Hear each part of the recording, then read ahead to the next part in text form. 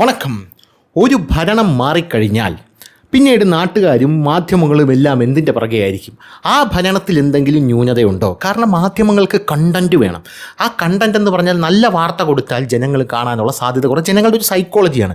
അതുകൊണ്ട് V D സതീശൻ്റെ മുണ്ടഴിഞ്ഞു പോകുന്നുണ്ടോ, V D Satheesan നടക്കുമ്പോൾ പഴത്തൊലി ചവിട്ടി വീഴുന്നുണ്ടോ എന്നൊക്കെയാണ് മാധ്യമങ്ങളുടെ ഒരു ശ്രദ്ധ എന്ന് പറയുന്നത്. കോൺട്രവേഴ്ഷ്യൽ ആയിട്ടുള്ള ഇഷ്യൂസ് അവർക്ക് വേണം, അത് പുറത്ത് കൊണ്ടുവരണം. അത് ആളി കത്തുമ്പോഴാണ് ജനങ്ങൾ കൂടുതൽ വന്ന് ടെലിവിഷൻ കണ്ട് TRPയും ബാർക്ക് റേറ്റിങ്ങും ഒക്കെ കൂടുന്നത്. മാധ്യമങ്ങൾ അങ്ങനെയാണ് പൈസ ഉണ്ടാക്കുന്നത്.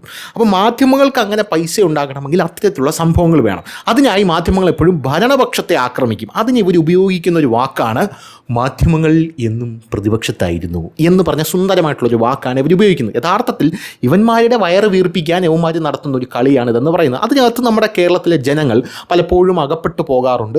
അങ്ങനെ അകപ്പെട്ടവർ ആ ജനങ്ങൾ അതിനകത്ത് ഇരുന്നിട്ട് നമ്മുടെ കേരളത്തിലെ ജനങ്ങൾ ഇതൊക്കെ കുറിച്ച്, അതായത് ഈ ഭരണപക്ഷത്തെ വലിയ രീതിയിലുള്ള വീഴ്ചകളൊക്കെ കണ്ട് കൈയടിച്ചിട്ട് ഭരണപക്ഷത്തെ എങ്ങനെയെങ്കിലുമൊക്കെ താഴെ ഇറക്കിയിട്ട് അവർ നെടുവീർപ്പിട്ടുകൊണ്ട് പറയുന്നൊരു കാര്യമുണ്ട്: കേരളത്തിലെ ജനങ്ങൾ വളരെ പൊളിറ്റിക്കലാണ് എന്ന് പറയുന്നൊരു കാര്യമുണ്ട്.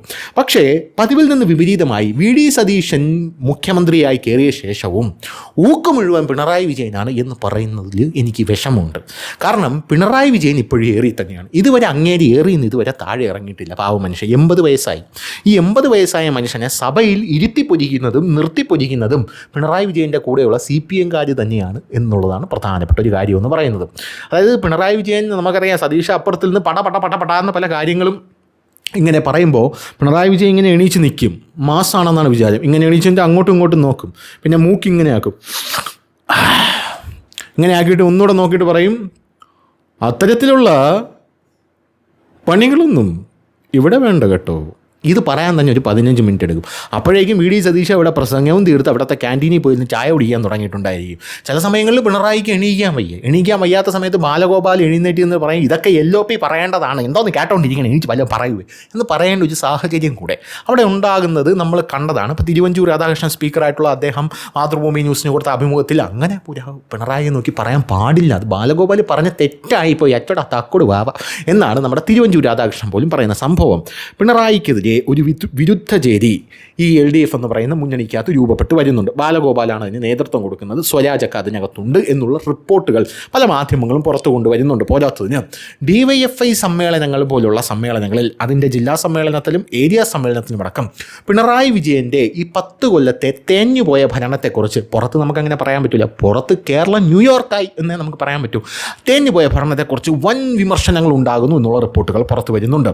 പിണറായി വിജയൻ്റെ ധാർഷ്ട്യം, പിണറായി വിജയൻ്റെ നടത്തം മുതൽ ഇരുത്തം വരെ മൊത്തം കുഴപ്പമാണ് എന്നാണ് DYFIയിലെ സഖാക്കന്മാർ പറഞ്ഞുകൊണ്ടിരിക്കുന്നത്. പോരാത്തതിന് പിണറായി വിജയൻ മാധ്യമങ്ങളെ നേരിടുന്ന രീതി, മാധ്യമങ്ങളോട് കടക്കുപുറത്ത് എന്ന് പറയുന്നത് ജനങ്ങളെ നേരിടുന്ന രീതി. ജനങ്ങൾ എണീച്ച് വല്ലതും ചോദിക്കുമ്പോൾ, പ്രത്യേകിച്ച് സഖാക്കന്മാരായിരിക്കും, ചോദിക്കുമ്പോൾ അതൊക്കെ വീട്ടിൽ പോയി ചോദിച്ചാൽ മതി എന്ന് പറയുന്ന സംഭവം. പിന്നെ പിണറായി വിജയൻ ഈ ആങ്കർമാരെ ഉണ്ടല്ലോ, പിണറായി വിജയൻ ഏതെങ്കിലും വേദിയിൽ നിൽക്കുമ്പോൾ ആങ്കർമാർ അവിടെ നിന്നുകൊണ്ട് let's welcome the CM of Kerala എന്ന് പറഞ്ഞ് നോക്കുമ്പോൾ പിണറായി വിജയൻ ഇങ്ങനെ നോക്കും, വാസുവണ്ണം നോക്കുന്നത് പോലെ. മറ്റേ ബാക്ക്ഗ്രൗണ്ട് കൊണ്ടുണ്ടെങ്കിൽ കിടിലുമായി. ഇങ്ങനെ നോക്കുമ്പം അപ്പുറത്ത് ഇരിക്കുന്ന ആങ്കർ എന്ത് ചെയ്യും എന്ന് പറഞ്ഞ് ഇങ്ങനെ പേടിക്കുന്നൊരു സീനൊക്കെ നമ്മൾ കേരളത്തിലെ ജനങ്ങൾ കണ്ടിട്ടുള്ളതാണ്. അത് പിന്നെ പിണറായി വിജയൻ്റെ കൂടെ സെൽഫി എടുക്കാൻ വരുന്ന കുട്ടികളെ എല്ലാം പിണറായി വിജയൻ ആട്ടി ഓടിച്ച് വിടുന്ന സീനും.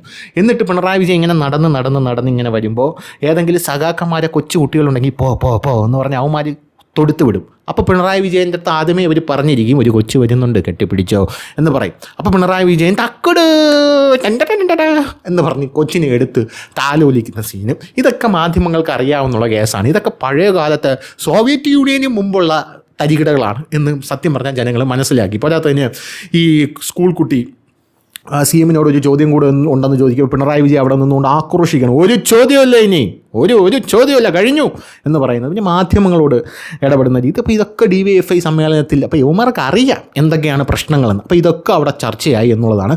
പിന്നെ MV ഗോവിന്ദൻ്റെ തത്വാധിഷ്ഠിതമായിട്ടുള്ള നിലപാടുകൾ ജനങ്ങൾക്ക് എക്കുമ്പൊക്കും മനസ്സിലാവുന്നില്ല എന്നും കൃത്യമായിട്ട് അവർ പറഞ്ഞിട്ടുണ്ട്. DYFI ഏരിയ സമ്മേളനത്തിൽ, ജില്ലാ സമ്മേളനത്തിലും പിണറായി വിജയനെയും ഗോവിന്ദനെയും വലിച്ചു കീറി ഒട്ടിച്ചു. അപ്പോൾ ഇനി നമുക്ക് തിരിച്ചു വരാൻ പറ്റില്ല എന്ന നഗ്ന സത്യം അവർ മനസ്സിലാക്കി. ജനങ്ങളത് നേരത്തെ മനസ്സിലാക്കി. അതുകൊണ്ടാണ് അവന്മാരെ പൊട്ടിച്ച് തള്ളി വീട്ടിലിരുത്തിയത്. അപ്പോൾ അങ്ങനത്തെ ഒരു സാഹചര്യം ഉണ്ടായി. അപ്പോൾ കഴിഞ്ഞ ദിവസം പിണറായി വിജയൻ പ്രതിപക്ഷ നേതാവാണല്ലോ. കഴിഞ്ഞ ദിവസം പിണറായി വിജയൻ ഒരു വാർത്താ സമ്മേളനം നടത്തി. ഈ വാർത്താ സമ്മേളനം നടത്തിയപ്പോൾ കൈരളിയും ദേശാഭിമാനിയും നെഞ്ചത്തടിച്ച് കരയാൻ തുടങ്ങി. പിണറായി വിജയൻ്റെ വാർത്താ സമ്മേളനം ഏഷ്യാനെറ്റ് റിപ്പോർട്ട് ചെയ്തില്ല. പ്രതിപക്ഷ നേതാവിൻ്റെ വാർത്താ സമ്മേളനം ഏഷ്യാനെറ്റ് റിപ്പോർട്ട് ചെയ്തില്ല. പ്രതിപക്ഷ നേതാവിൻ്റെ വാർത്താ സമ്മേളനം മനോരമ റിപ്പോർട്ട് ചെയ്തില്ല. പ്രതിപക്ഷ നേതാവിൻ്റെ വാർത്താ സമ്മേളനം 24 റിപ്പോർട്ട് ചെയ്തില്ല. എല്ലാവരും കാണിച്ചത് 0 മിനിറ്റ്, 52 മിനിറ്റ് ഉണ്ടായിരുന്നു ഈ വാർത്താ സമ്മേളനം, 0 മിനിറ്റാണ് കാണിച്ചത്. പിന്നെ പ്രതിപക്ഷ നേതാവിൻ്റെ വാർത്താ സമ്മേളനം മാതൃഭൂമി 6 മിനിറ്റ്. ആര്യക്ക് വേണം കാണിച്ചത്? കൈരളി 52 മിനിറ്റ് എന്ന് പറഞ്ഞ് കൈരളി ഇങ്ങനെ ഇരിക്കുന്ന ഒരു കാഴ്ച നമുക്ക് കാണാനായിട്ട് തുടങ്ങി. പണ്ട് മാധ്യമങ്ങൾ എന്ത് ചെയ്യായിരുന്നു? പിണറായി വിജയൻ്റെ അടുത്ത് പോയി ഒരു ബൈറ്റിന് വേണ്ടി കേഴ്ന്ന് നിൽക്കുമായിരുന്നു. ആ സമയത്ത് മാധ്യമങ്ങളെയൊക്കെ അടിച്ചോട്ടിച്ചു. ഇന്ന് മാധ്യമങ്ങൾ ആരും എന്നെ റിപ്പോർട്ട് ചെയ്യുന്നില്ല എന്ന് പറഞ്ഞുകൊണ്ടാണ് നെഞ്ചത്തടിച്ച് വിളിയും നിലവിളിയൊക്കെ തുടങ്ങുന്നത്. എന്നിട്ട് ഇന്ന് ഇതേ കൈരളി എന്നെ റിപ്പോർട്ട് ചെയ്തിട്ടുണ്ട്, മാധ്യമങ്ങൾ പിണറായി വിജയൻ്റെ മുമ്പിൽ കോലി നീട്ടാൻ ചെന്നിരിക്കുന്നു എന്ന്. പിണറായി വിജയൻ അതിനെ പ്രതിരോധിച്ചു എന്ന് പറഞ്ഞു. അതായത് പിണറായി വിജയനെ അറ്റാക്ക് ചെയ്യാൻ പോകുന്നത് പോലെയാണ് ഉമ്മ റിപ്പോർട്ട് ചെയ്തത്. സംഭവം എന്ന് പറഞ്ഞാൽ നമ്മുടെ പിണറായി വിജയൻ ഇപ്പോൾ ഡൽഹിയിലാണ്. ഡൽഹിയിൽ പോയപ്പം പിണറായി വിജയൻ മാധ്യമങ്ങളോട് ഇന്ന് ക്ഷോഭിച്ചു.